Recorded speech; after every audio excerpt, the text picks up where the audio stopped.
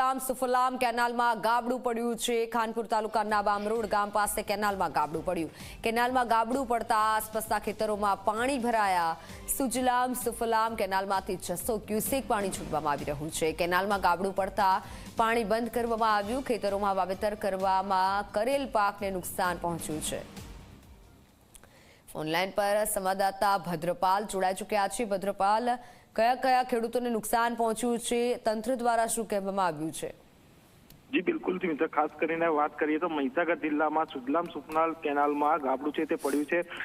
ખાસ કરીને જે શિયાળુ પાક છે તેને શિયાળુ પાક માટે જે કેનાલમાં પાણી છોડવામાં આવતું હોય છે, જેને લઈને હાલ જે ખાનપુર તાલુકાના બામરોડા ગામ પાસે કેનાલમાં ગાબડું પડ્યું છે અને કેનાલમાં ગાબડું પડતાની સાથે જ આસપાસના ખેતરોમાં પાણી છે તે ફરી વળ્યા છે।